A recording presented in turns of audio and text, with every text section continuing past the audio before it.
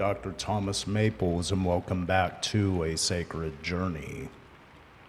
In today's episode, we're going to explore part 2 of a 10-factor analysis of realizing our personal potential. In psychology, it's about creating one's large self, at least from an analytical viewpoint. The large self, or capital S self, as it's called in Jungian psychology, is very different from the self we may portray to the world. When we look at the person that we want to become, we ultimately may see that we aren't quite there yet, and this creates a void, if you will, that we need to fill in order to create that image into reality. So in the last segment, we explored how physical domains and how relational domains can affect our personal well-being and our capacity to realize our potential. Today, we're going to explore the mind domain of body, mind, and spiritual well-being. So let us begin. Mark Twain once said, "I have never let my schooling interfere with my education." That was a quote from Mark Twain. And so one of the first subdomains of the mind category in body, mind, and spiritual well-being is the aspect of learning. I have always loved Mark Twain's quote for its meaning. I would say the same as it relates to learning. Learning is a lifelong process, and it is something we engage in, not a verb to be conducted upon us. To be educated, we must be a willing participant to learn, in other words. I am also a firm believer in lifelong learning as a means to reach our goals. When we learn, we open doors to new knowledge bases. We also meet new people and have experiences that help round our journey, that journey to realize our potential. I recently listened to Arnold Schwarzenegger's book, Be Useful: 7 Tools for Life. It was a wonderful read. He presents as an avid proponent of lifelong learning, especially as it relates to realizing one's personal potential. Learning, from his perspective, is an important factor in this process. However, we also must be cautious not to link the process to institutional myths, such as the monomyth of education. Myths can link career success solely to educational experience. However, these do not show an accurate and whole picture. Learn and develop a lifelong love for learning. Be curious, and by being curious, open the doors for the possibility of what Joseph Campbell would call bliss. By engaging in those moments of blissful exploration, you can open the doors to the universe. These doors would not have existed before you simply asked the questions needed for the soul to learn and to take on a new journey. I would have you rate your learning on a scale of 1 to 10. What needs are there? What needs are present? What skills do you have currently that you can practically apply in the present moment? Like I said, I have always been a proponent of linking learning to practical action. What will this course, book, or engagement in thought do to move me one step further towards my goal? These are all active questions you can begin to engage in as a means to set practicality around the experience of learning, even if that includes education. And as many of us have found out, sometimes education, formal education, is needed in the process of moving towards one career. Now, when I was a child, there was a monomyth permeated in the school experience in the 1980s and 1990s with this idea of go to school, get an education so that you could get a good job and be secure. There is no person that I could directly attribute this to. However, I remember the ideology being taught at all levels in my K through 12 experience. I'd be hard-pressed to find, I believe, anyone who hasn't had a similar experience, at least in the United States, that it was educated in the 1980s and 90s. Now, as I'm hard-pressed to find a teacher that I may be able to assign this philosophy to, I do understand that it was a gold standard that was pushing America at the time to be more educated and to move in a direction. What that direction is, I'm not quite sure. However, it is something we are living with currently as we see explosions of student debt and other factors that may be more on a negative stint in the capacity to what are we being educated towards. While learning is important, it is imperative to link it to practical application. And this is something where the monomyth could sorely be missing direction. We need skills of many sorts, not just academic. We need workers. We need factory technicians. We need electricians. We need mechanics. We need barbers. We need individuals from all walks of life, plumbers, garbage people. We need individuals to clean the streets. We need individuals to police. All sorts of careers that may or may not be better handled within a formal academic setting. There's also need for truck drivers.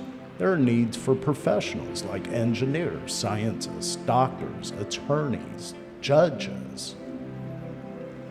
All sorts of careers require specified training. Some may be more hands-on versus being in a book.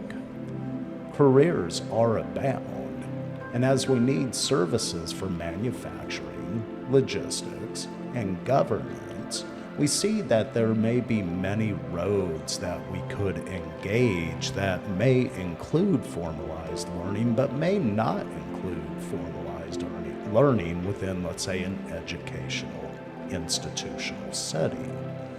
When viewed from a collective perspective, we need to look at all these skills and their specific needs, because a plumber may be well served with hands-on learning experience versus book learning experience.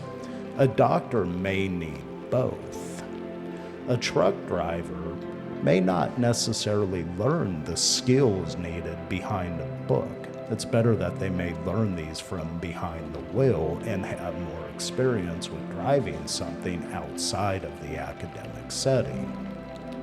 This is how ultimately the ideals between the monomyth of mind, potential, learning, education all coincide to create this movement forward, to create practical money-making skills so we could support ourselves and our family. On a scale of 1 to 10, how would you rate your learning? How would you rate your education and your career in its capacity to make money? So now on to the $1 million life domain, money. Money in and money out. This equation shows the dilemma of cash flow. So what is the solution? Growing up, I've never seen a course on financial literacy offered in junior colleges, universities, high school, or elementary school for that reason. Isn't that odd? It's simple math, yet no one teaches what should be the number one topic we should learn just to get by in today's world. Money can be complex, yet it's also very simple. We either have it or do not. My favorite lesson here encompasses the idea that people have one or two money problems. Either you have too much money or not enough. Both represent a problem, yet their solutions are very different. What money problems are encompassing your life right now? Is it one of too much, one of too little, or like the three bears, is it just right? Either way, money can create stress, especially as it relates to our mental or mind-based domain well-being. So let us explore a few practical money skills. Outside of the philosophies surrounding money, what problem would you like to have? If money is an issue, it will affect nearly every other factor on the wheel of life. These are the 10 points, the 10 factors that we're analyzing here to create optimal well-being and realize our personal potential.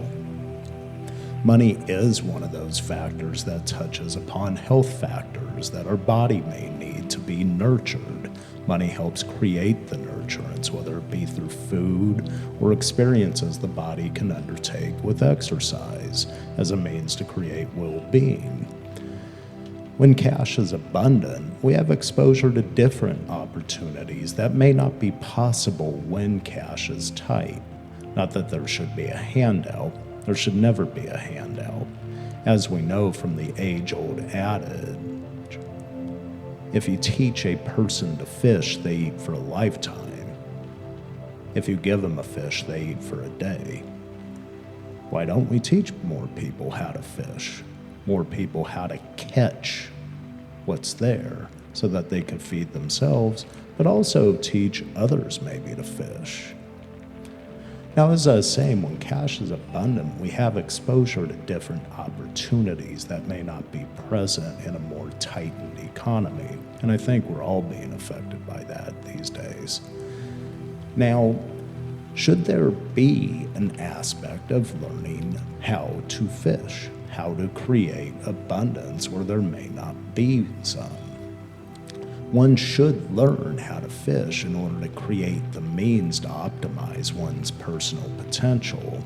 And it's here that we could begin to explore ways that maybe creating avenues towards wealth creation can help us to realize the dream's potential that may be present. As Jim Rohn once said, especially as it relates to the idea of being handed a fish, you can't hire someone else to do your push-ups for you. When you hire someone else to do your push-ups for you, they benefit twice. They get paid for doing the job, and their bodies benefit. You benefit none. And so when we begin to look at different ways that we can create practical money skills, it really is about learning to direct it in a method that allows us to grow on the mind-based level. Maybe it does constitute education. Maybe it does constitute going back to school and learning. As the game of life shows, that sometimes we change careers mid-life, and that could be okay. Other times we may find some new idea that pulls upon us that ultimately becomes a shift in our career. Those are natural factors where the mind's wandering and meandering can begin to direct itself to new potential. How would you rate your financial factor on a scale of 1 to 10? Is money abundant in your life? Do you keep more of it than you spend? What elements should change for you to keep a little more of this life-nurturing substance? Now, if things do need to change, that will require some aspect of consciousness to look at what is needed versus what is not. Of course, it seems as if everything is needed at all times, but this comes from a place of scarcity and not abundance. When we begin to really get rid of what is not needed, we do make room in the mental storehouse for problem-solving capacities to generate more of what is needed. And so I hope you've enjoyed today's exploration on the mind domain's factors around the 10-factor analysis of creating personal potential. If you have questions in regards to this episode, please do not hesitate to ask them either on this forum or within my various social media forums. I look forward to working with you on this mutual journey that we all share to identify, chart a course, and advance confidently in the direction of your dreams. Goodbye for now, and thank you for joining me.